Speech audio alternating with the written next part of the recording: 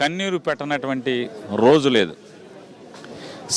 సహజంగా సాంప్రదాయబద్ధంగా గ్రామీణ ప్రాంతాల్లో గ్రామాల్లో సామాన్యులు మాట్లాడుకునేటువంటి మాట, ఏ ఇంటైతే ఆ ఇంటి ఆడబడుచు కన్నీరు కారుస్తుందో, ఏ పొలంలో అయితే లేదా ఏ గ్రామంలో అయితే లేదా ఏ జిల్లాలో ఏ రాష్ట్రంలో రైతు నీళ్ళు అందక, విత్తనం అందక, లేదా యూరియా అందక, కాంప్లెక్స్ అందక, లేదా ఎరువులు అందక, గిట్టుబాటు ధర రాక, ఏ కారణంతో అయినా రైతు కన్నీళ్లు నేల మీద పడతాయో ఆ రాష్ట్రానికి ఆ ఊరికి అరిష్టం అని చెప్పని సాంప్రదాయబద్ధంగా మాట్లాడుకుంటుంటారు. ఇవాళ వీళ్ళు ఎక్కిన దగ్గర నుంచి నారా చంద్రబాబు నాయుడు, పవన్ కళ్యాణ్, మోడీ కలిసి ఈ రాష్ట్రంలో అధికారంలోకి ఎక్కిన దగ్గర నుంచి రైతు ప్రతి సందర్భంలో రైతు కంట్లోంచి నీరు నేల మీద పడకుండా లేని పరిస్థితులు. మరి ఈ పాపం ఎప్పటికి పండుద్దో అర్థం కాని పరిస్థితి. ఈ పాపం తొందరగా పండి మోడీ తొందరగా జమిలి ఎన్నికలు తెచ్చిన దరిద్రం వదిలేట్టుంది రాష్ట్రానికి.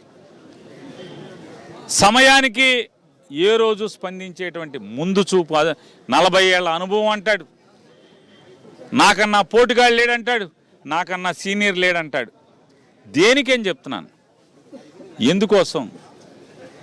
ఎవరిని ఉద్ధరించడం కోసం? జగన్మోహన్ రెడ్డి గారు మాట్లాడే వరకు, జగన్మోహన్ రెడ్డి గారు పిలిపించే వరకు ఒక్కరోజు కూడా ముందు ఆలోచన చేసిన పరిస్థితులు లేవు. పంట గిట్టుబాటు ధరల్లోనా, లేదా నీరు అందించడంలోనా, ఇవాళ ఎరువులు అందించడంలోనా?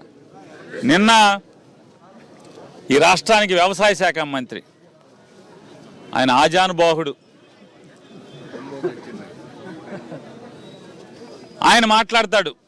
ముందేం చెప్తాడు? రైతులు వచ్చే ఏడు పంటకు కూడా దాచేసుకుంటున్నారు, యూరియా పుష్కలంగా ఉంది, రైతులందరూ కూడా యూరియాని దాచుకుంటున్నారని చెప్పి మాట్లాడతాడు. నిన్న అంటాడు,